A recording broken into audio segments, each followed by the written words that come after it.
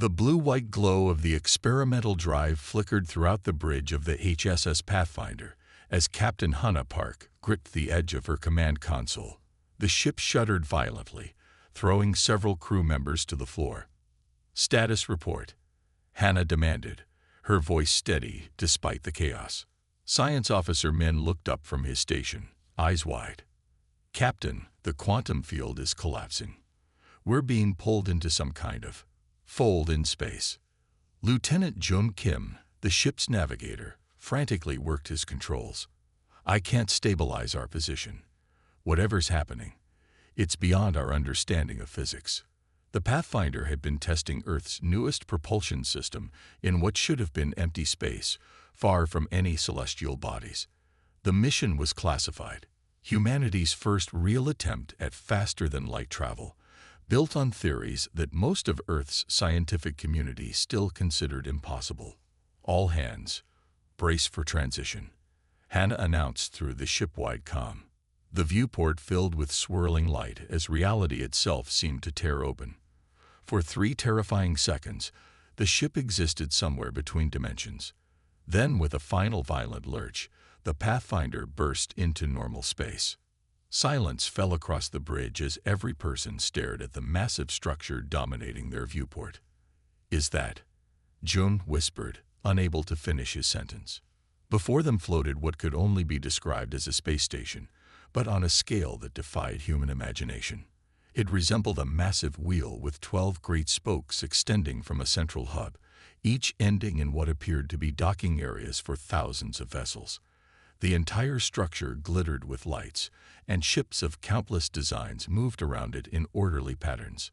"It's artificial," Min confirmed, his instruments finally functioning again. "And it's occupied. Many different energy signatures, none matching anything in our database." Hannah took a deep breath. First contact. Not how anyone had planned it, but here they were. "Communications, are we receiving anything?" Communications Officer Sun nodded. "Yes, Captain. Multiple frequencies. Our translators are working on it, but wait." One of them just switched to English. The main speakers crackled to life with a deep, formal voice. "Unidentified vessel, you have entered restricted space without clearance. Identify yourself and state your purpose immediately." Hannah straightened her uniform. "Open a channel." After Sun's nod, she spoke clearly. "This is Captain Hannah Park of the Earth Science ship Pathfinder. We apologize for our unexpected arrival. We were testing an experimental drive and experienced a malfunction." The silence that followed stretched uncomfortably long. "Did they hear us?" Hannah asked quietly. Sun nodded. "Channel is still open. They're receiving." Finally, the voice returned, now with a note of confusion. "Earth? That's impossible. Your species is centuries from achieving interstellar travel." Hannah raised an eyebrow at her crew. "Well," she replied with a small smile, "we're full of surprises." Another pause, then. "Remain in your current position. Do not attempt to approach the Galactic Council hub. A verification team will be dispatched." The communication cut off. Hannah turned to her crew. "Opinions?" Security Chief Dave stood from his station. "It could be a trap, Captain. They seem surprised by our presence, but that could be an act."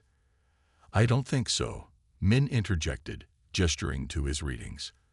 "I'm detecting over 300 distinct energy signatures that appear to be different propulsion systems. If this is truly a galactic hub." Hannah nodded. "Then we've just stumbled onto something much bigger than we ever imagined." She activated the ship-wide comm. "All personnel, this is the captain. We have made contact with what appears to be an advanced alien civilization. This is not a drill. I need everyone at their best. First contact protocols are now in effect." Within 20 minutes, a small vessel approached the Pathfinder. It was sleek, with no visible engines or weapons, moving with impossible grace. "They're scanning us," Min reported. "Very detailed scans, penetrating all decks." "Let them look," Hannah said. "We have nothing to hide." The alien ship completed its circuit, and then positioned itself ahead of the Pathfinder. A beam of light projected from its hull, forming what appeared to be a communication hologram. The image resolved into a tall, blue-skinned humanoid with large eyes and no visible hair. "I am Inspector Bo of the Galactic Security Force," the being said, its mouth movements not quite matching the translated words. "Your presence here violates 17 different Council protocols. However, given the circumstances, the Council has agreed to grant your vessel an emergency audience." Hannah stepped forward. "We appreciate that, Inspector. We had no intention of trespassing." The blue being tilted its head. "Your vessel's technological level is inconsistent, primitive in some areas, surprisingly advanced in others." Its large eyes narrowed. "Follow my ship precisely. Any deviation will be considered hostile action." As the hologram disappeared, Jum turned to Hannah. "Captain, should we really follow them? We know nothing about these beings." Hannah considered this for a moment. "What's the alternative? Try to run back to Earth. We don't even know how we got here." She squared her shoulders. "We're representing humanity now. Let's make a good impression." The Pathfinder followed Inspector Bo's vessel toward the massive station. As they drew closer, the true scale of the structure became apparent. It was larger than Earth's moon, with sections clearly designed to accommodate beings of vastly different sizes and environments. "Captain," Sun called out, "I'm picking up communications traffic. Thousands of channels. The translator is struggling, but they're talking about us. News of our arrival is spreading through whatever civilization this is." Hannah nodded. "Of course it is. We're the newcomers here." She took a deep breath. "Senior officers, prepare for diplomatic contact. We're about to introduce Earth to the galaxy." As the Pathfinder approached a docking bay, Hannah couldn't help but wonder if humanity was ready for what waited beyond those airlock doors. One thing was certain: nothing would ever be the same again. The airlock hissed open, revealing a long corridor bathed in soft blue light. Captain Hannah Park led the small delegation from Earth. Science Officer Min, Security Chief Da, and Diplomatic Specialist Ta, who had been hastily briefed on first contact protocols during their approach to the station. Inspector Bo waited on the other side, flanked by 2 guards whose skin had a metallic sheen. "Follow me," Bo said without greeting. "The Council has interrupted its regular session to address your unexpected arrival." As they walked, Hannah noted how the station's atmosphere felt slightly heavier than Earth's, the gravity a touch stronger. The corridors were filled with beings of all descriptions, some humanoid, others defying any terrestrial classification. Many stopped to stare at the humans with expressions ranging from curiosity to obvious disdain. "They seemed surprised to see us," Ta whispered to Hannah. "Your species was not expected to develop interstellar travel for at least 3 more centuries," Bo explained without turning around. "Your presence here raises questions." They passed through several security checkpoints where scanners swept over them with colored light. At the last checkpoint, a small hovering device approached Hannah and projected a field around her. "Translation matrix," Bo explained. "The Council chamber automatically translates for all members, but your language is not yet in the database." The device beeped and retreated. "English is now registered," Bo continued. "Though I must say, it's quite a primitive language, only about 170,000 words. Most civilized species have at least 500,000 distinct concepts in their primary communication system." Hannah decided not to take offense. "We make do with what we have." They finally reached a massive set of doors that towered 15 meters high. Intricate patterns covered the surface, shifting and changing as if alive.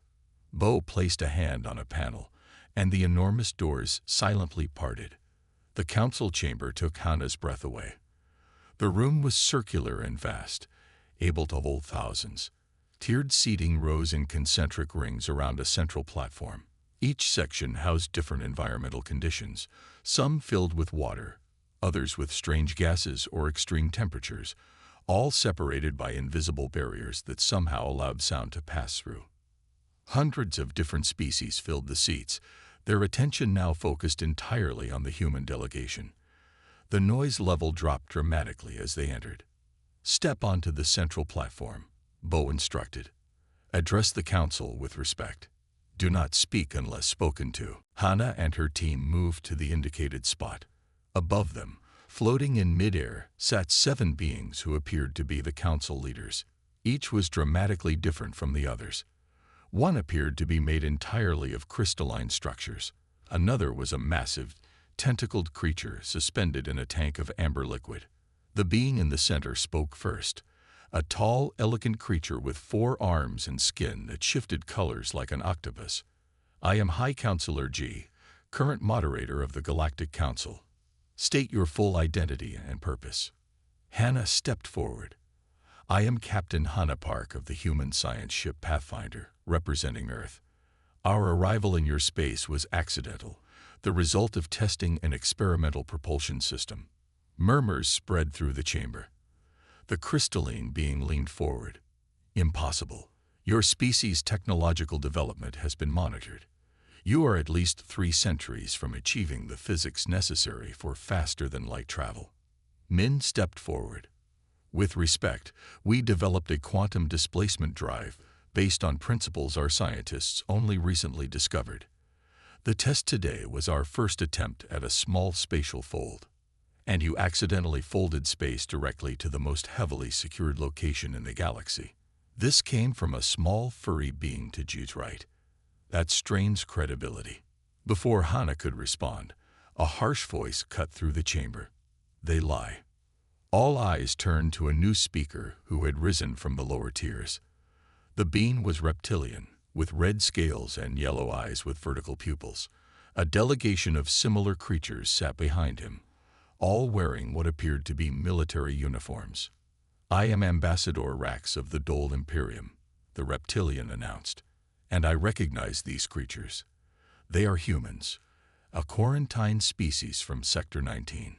Primitive, violent, and deceptive." Hana frowned. "Quarantine species? We've never had contact with any galactic civilization before today." Rax made a sound like stones grinding together, possibly laughter. "Of course not. Your kind was deemed too dangerous to allow into the galactic community. Your history is nothing but war and destruction." The chamber erupted in discussion. High Counselor G raised 2 of their 4 hands, and silence fell again. "Ambassador Rax, these are serious allegations. Do you have evidence to support classifying these beings under quarantine protocol?" Rax gestured, and a 3-dimensional projection appeared above the chamber. It showed scenes from Earth's history, ancient battles, modern wars, nuclear explosions, environmental damage. "They destroy everything they touch," Rax continued. "Their own planet suffers from their presence. They kill their own kind over trivial differences. They should be returned to their world and properly contained." Tai stepped forward. "With respect, Ambassador, you're showing only one side of human history. Yes, we have made mistakes, but..." "Mistakes?" Rax interrupted. "Is that what you call global wars that killed millions? The development of weapons specifically designed to cause maximum suffering? We've learned from our past," Hana insisted. "Our civilization has advanced beyond many of those darker chapters." The crystalline being spoke again. "If that were true, how did you develop faster-than-light technology so rapidly? Such advancement suggests military motivation." Science Officer Min shook his head. "Our drive was developed for exploration, not war." A new voice joined the conversation. Softer, almost musical. A tall, willowy being with pale green skin stood. "I am Representative Yu of the Florian Collective. I suggest we test these humans before making judgments. All species have violent pasts, including many in this chamber." High Counselor G considered this a reasonable suggestion. "However, there is the matter of how they arrived here. No random spatial fold could have penetrated our security barriers. Unless," said a small, spider-like being from another section, "someone wanted them here." The chamber fell silent as the implications sank in. "Whatever the case," G finally said, The humans are here now. As per Council protocol, they will be evaluated to determine their status in the galactic community. Rax hissed in disapproval. They should be contained immediately. Their ship alone represents a contamination risk to established order. The Council has spoken, Jai replied firmly. Captain Park, your delegation will remain as guests of the Council while we determine how to proceed. You will be assigned appropriate quarters and observers. As they were led from the chamber, Hannah couldn't shake the feeling that they had walked into something much larger than a simple first contact situation. The hatred in Rax's eyes suggested personal animosity, not just xenophobia. Captain, Ta whispered as they exited, did you notice how some council members seemed afraid of us? Not disgusted or superior, actually afraid. Hannah nodded slowly. Something doesn't add up. How do they know about Earth at all if we've never made contact before? And why quarantine us? The answers, she suspected, would prove far more complicated than the questions. The quarters assigned to the human delegation were spacious but clearly designed for observation. Transparent walls allowed council security to monitor them from outside, though a privacy screen could be activated for the sleeping area and bathroom facilities. It's a fish tank, Security Chief Day muttered as he completed his third sweep for listening devices. They're studying us like specimens. Captain Hannah paced the central room, her mind racing through possibilities. We need to understand what we're dealing with here. This quarantine classification troubles me. Their accommodations included access to a database terminal, though it was heavily restricted.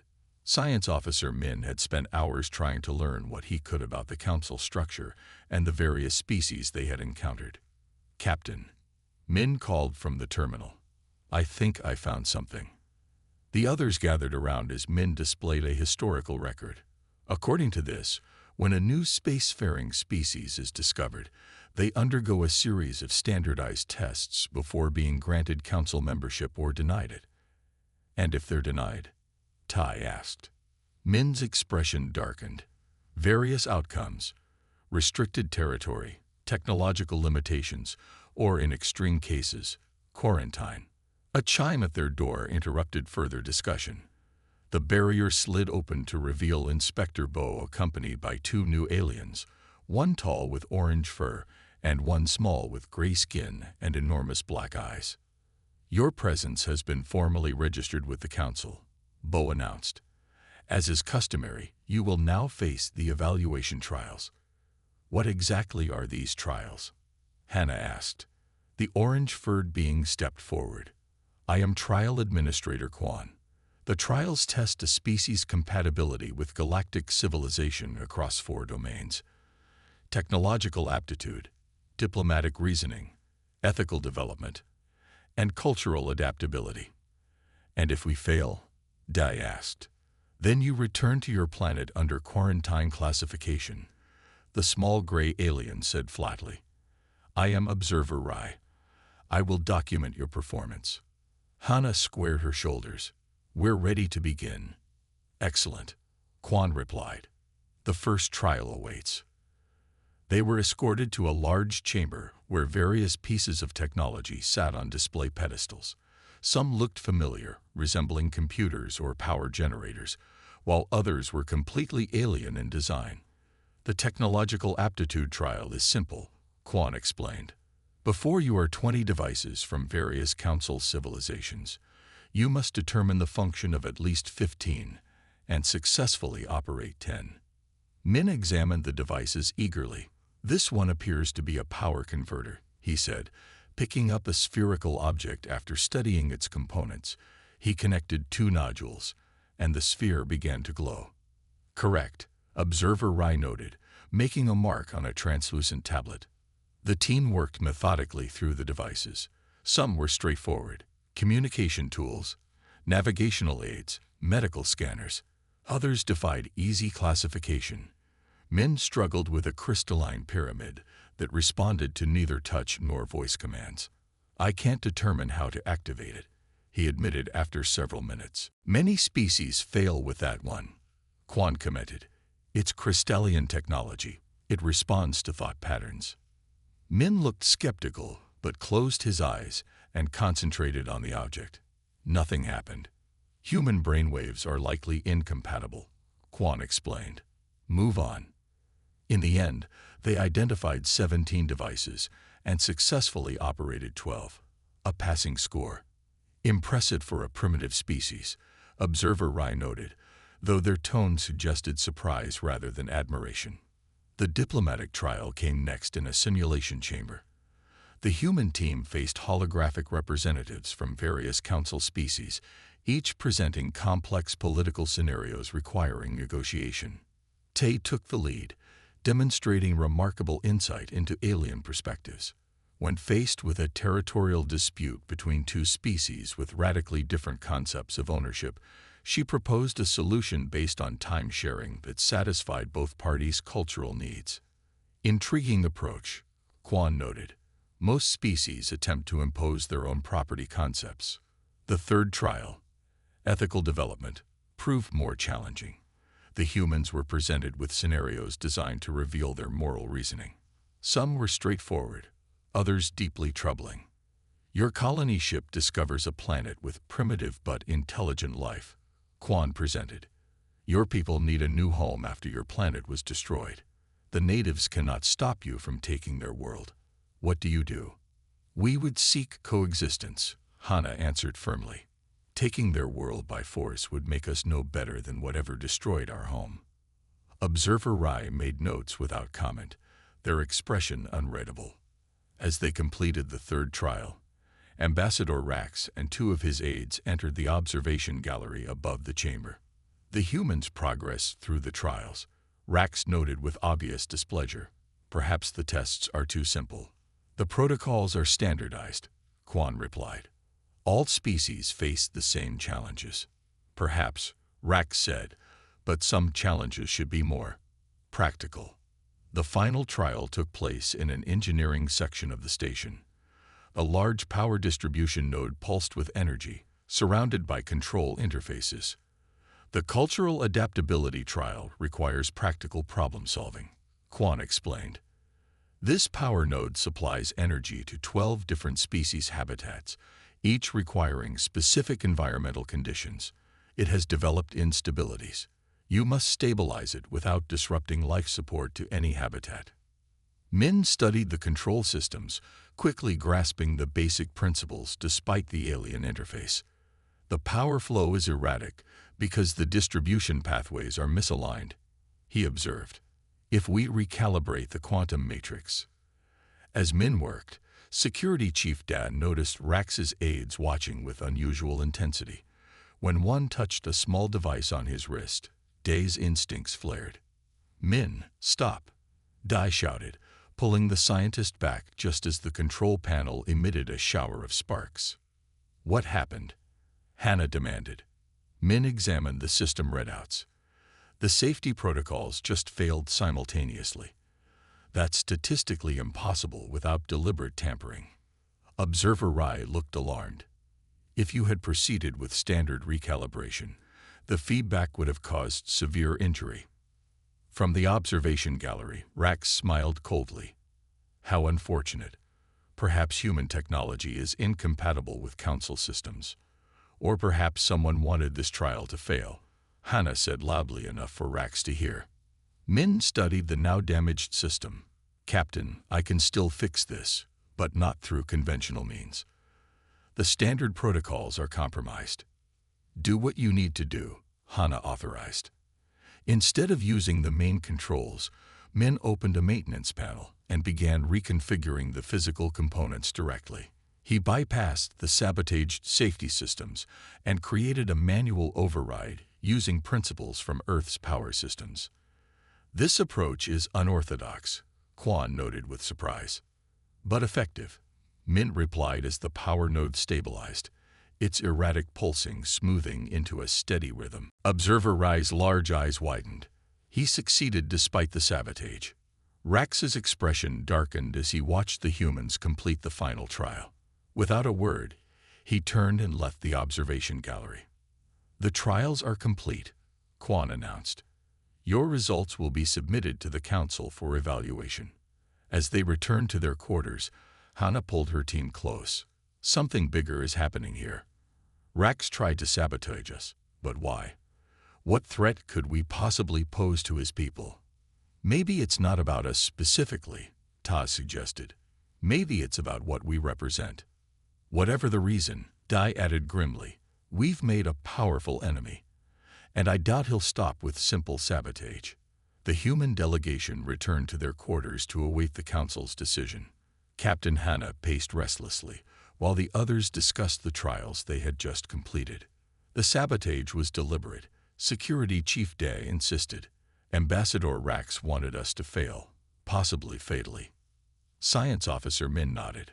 The power surge would have been strong enough to kill a human if I'd been touching the main controls when it happened.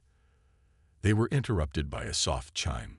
The door slid open to reveal Representative Yu of the Florian Collective, the green-skinned being who had spoken in their defense during the council session. "May I enter?" Yu asked, voice melodic and calm. Hannah nodded, curious about this unexpected visitor. "Please." Yu glided into the room with graceful movements. Up close, Hannah could see that what looked like skin was actually fine, leaf-like structures that shifted slightly with each breath. "Your performance in the trials was impressive," Yu said. "Few species manage to adapt so quickly to unfamiliar technology and concepts." "Thank you," Hannah replied cautiously.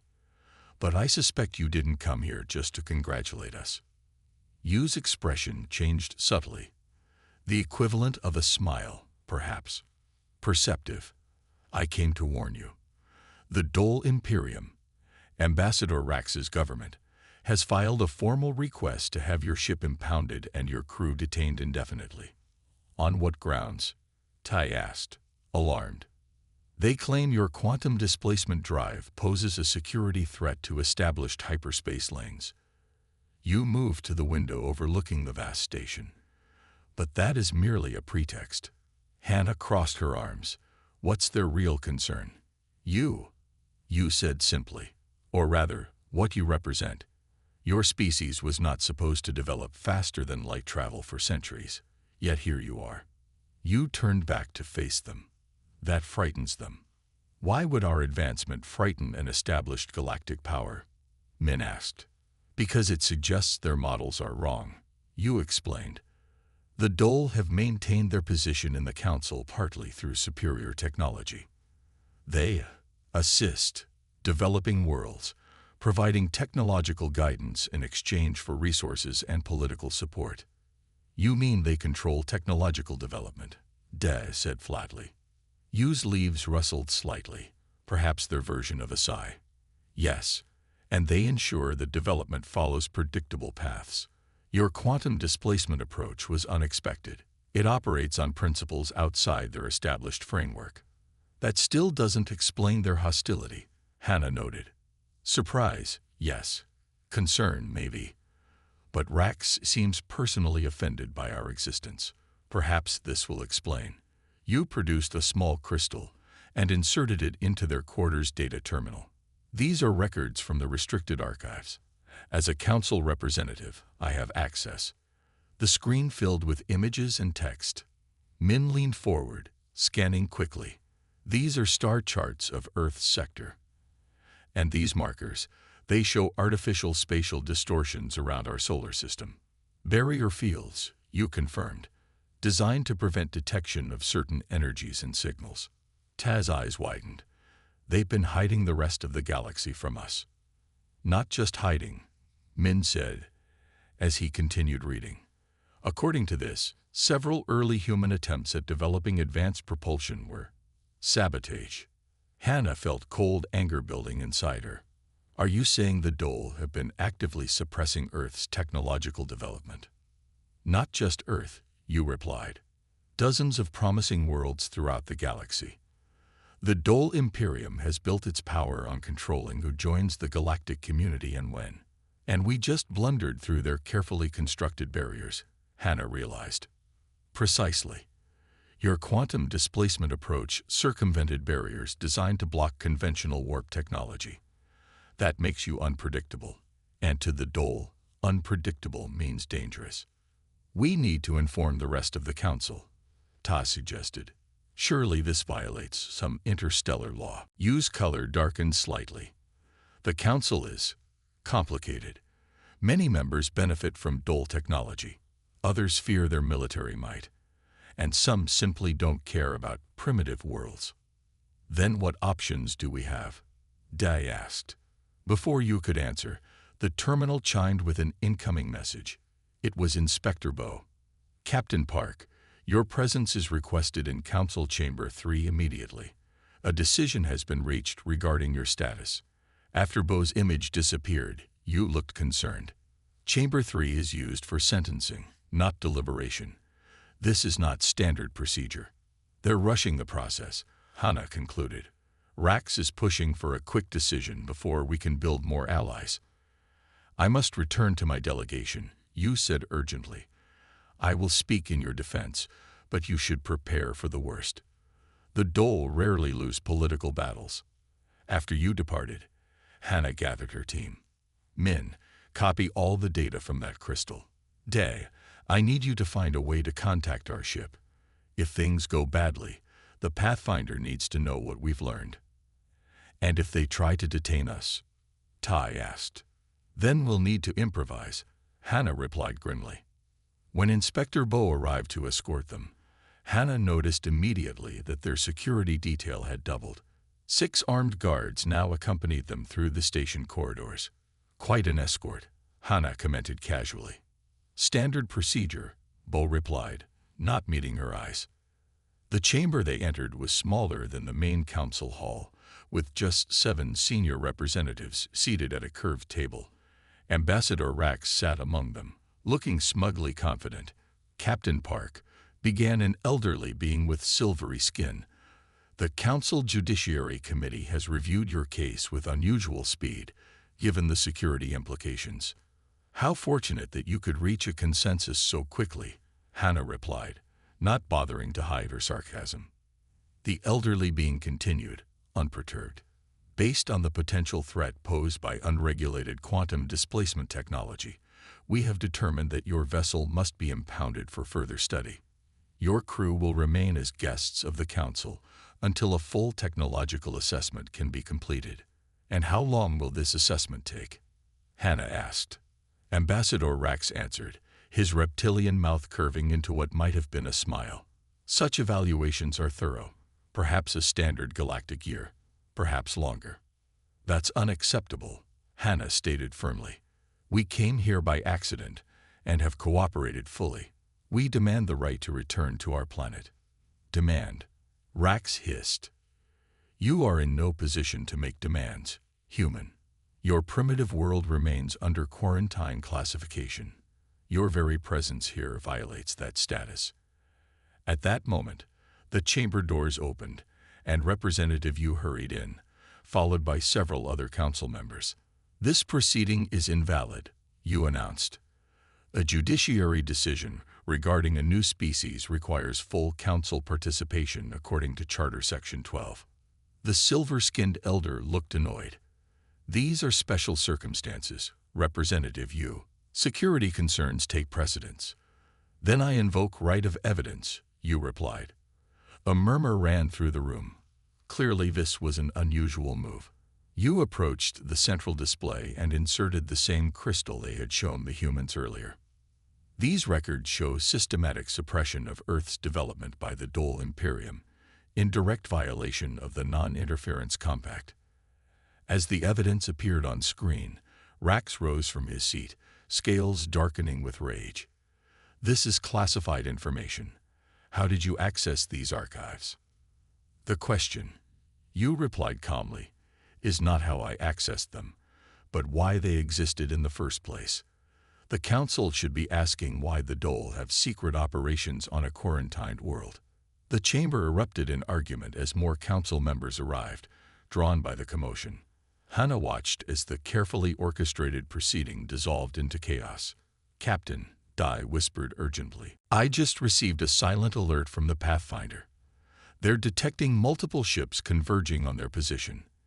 Hana's blood ran cold. Rax wasn't just trying to detain them. He was moving to eliminate all evidence of his government's actions. "We need to get back to our ship," she whispered to her team. Now, chaos enveloped the council chamber as accusations flew between different factions. Captain Hannah used the distraction to draw her team into a tight circle. "We have minutes at most," she whispered urgently. "The Pathfinder is under threat." Day nodded grimly. 6 ships closing in. Military class, according to the alert. "We need to leave now," Hannah decided. She caught Representative Yu's eye across the chamber and gave a subtle nod. The leafy alien understood immediately, moving to block Ambassador Rax's line of sight. "This way," Min whispered, pointing to a service exit he had noted earlier. The 4 humans slipped away while the council members argued, making their way into a narrow maintenance corridor. The station's service passages were designed for utility rather than comfort, with exposed conduits and dim lighting. "Do you know the way back to the docking bay?" Ty asked, trying to keep pace with Da's rapid stride. "I memorized the route when we arrived," Da confirmed. "Left at the next junction, then 2 levels down." They navigated through the maze of corridors, avoiding the main thoroughfares where they would certainly be spotted. Twice they had to hide as maintenance workers passed by. "We can't just run back to Earth," Min said as they waited for a patrol to pass. "We need to expose what the Dole have been doing." Hannah nodded. "First, we save our ship. Then we deal with the bigger picture." When they finally reached the docking bay, they found it heavily guarded. 6 armored Dole soldiers stood between them and the Pathfinder. "Now what?" Ta whispered. Before Hannah could respond, the lights in the docking bay flickered. A familiar melodic voice came over the station's communication system. "Attention all personnel. Level 3 security protocol has been activated in docking sections A through F. All non-security personnel please evacuate immediately."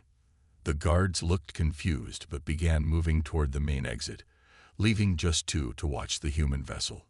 "Representative Yu is buying us time," Hannah realized. "Let's move." They edged around the perimeter of the bay, using cargo containers for cover. Day silently pointed out the remaining guards' positions. They were just 20 meters from their ship when an alarm blared. "Intruder alert. Human delegation attempting unauthorized departure. All security units respond to docking bay E." "Run," Hannah ordered. They sprinted for the Pathfinder's airlock. The 2 guards turned, raising their weapons, but seemed hesitant to fire inside the station. Day reached the airlock first and slammed his hand on the emergency entry panel. The door slid open. "Captain on deck," he shouted as they tumbled inside. "Emergency takeoff protocol." The Pathfinder's bridge crew reacted instantly. Lieutenant Song, who had been left in command, was already activating systems. 6 hostile vessels approaching, Captain, Song reported. "Station control is ordering us to power down." "Ignore them," Hannah ordered, taking her command chair. "Seal all airlocks and disengage docking clamps." The ship shuddered as it detached from the station. On the view screen, they could see several Dole ships moving to block their escape path. "They're trying to box us in," Min observed, taking his station. "Standard containment formation." Ambassador Rax's face appeared on the communication screen. "This is foolish, Captain Park. You cannot escape. Surrender your vessel, and you may yet live." Hannah didn't bother responding. Instead, she turned to her engineer. "Chief Jun, are the modifications ready?" Chief Engineer Jun nodded from his station. "Yes, Captain. We've been busy while you were gone. The quantum drive is primed, and the new protocols are in place." "Excellent." Hannah turned to the tactical officer. "Activate defense systems." "We're not running?" Ty asked, surprised. Hannah smiled grimly. "Not yet. First, we show them who they're dealing with." When the Pathfinder had first arrived at the station, it had appeared to be a relatively modest exploration vessel. Now sections of its hull shifted, revealing systems that had been carefully concealed. Advanced shield generators emerged from hidden compartments. Weapon ports opened along the ship's spine. On the view screen, they could see the Dole ships hesitate in their approach. "What is this?" Rax demanded, his reptilian features contorted with fury. "Your ship was scanned. These systems were not detected." "We've learned to be cautious," Hannah replied calmly. "Your species has been interfering with our development for generations. Did you think we wouldn't notice?" The truth was more complex than she revealed. Earth's governments had discovered evidence of alien interference decades ago. Strange signals, inexplicable technological failures, anomalous objects in orbit. The Pathfinder mission had been designed not just to test a new drive, but to find answers. "All ships, open fire," Rax ordered. Energy beams lanced out from the Dole vessels, striking the Pathfinder's shields. The human ship rocked slightly but remained stable. "Shields holding at 90%, Chief Jund reported. Their weapons are powerful but predictable." "Return fire," Hannah ordered. "Minimal force, precision targets. Disable their weapons only." The Pathfinder's defense systems responded with surgical precision. Targeted energy pulses struck the Dole ship's weapons arrays, disabling them without causing catastrophic damage. "How is this possible?" Rax hissed, genuine fear now visible in his eyes. "Your technology should be centuries behind ours." "Perhaps your models were wrong," Hannah suggested. "Or perhaps humans are simply more resourceful than you anticipated." A new voice joined the conversation as the main view screen split to show High Counselor J. "Captain Park, this conflict must cease immediately. You are violating multiple Council protocols." "With respect, Counselor," Hannah replied, "we are defending ourselves against unprovoked attack. And according to the evidence Representative Yu presented, it is the Dole Imperium that has been violating your protocols for generations." "That evidence remains under review," Jai stated, though their tone suggested uncertainty. "Perhaps this will help your deliberations," Hannah said. "Min, transmit the complete file." Science Officer Min sent a comprehensive data package to the Council systems, decades of compiled evidence about alien interference on Earth, complete with dates, locations, and technical details that matched the Dole operations revealed in Yu's crystal. The Council chamber, visible behind G on the view screen, erupted once more in confusion and anger as the information spread. "This changes nothing," Rax snarled. "You are still a primitive quarantine species. You will be contained." "I don't think so," Hannah replied calmly. "Lieutenant Song, activate the quantum field." The Pathfinder began to emit a soft blue glow that expanded outward, enveloping the nearby Dole ships. Their engines sputtered and failed as the field disrupted their power systems. "What is this technology?" G asked, clearly astonished. "We call it a quantum stabilization field," Hannah explained. "It prevents uncontrolled spatial distortions, including the kind used to create the barriers that have kept Earth isolated." On the view screen, they could see similar fields activating throughout the station as hidden devices, planted by the Pathfinder's crew during their routine maintenance, while the delegation was meeting the Council, came online. "We didn't come here by accident," Hannah revealed. "We came to end the quarantine, not just for Earth, but for all worlds the Dole have suppressed." The revelation sent shockwaves through the Council.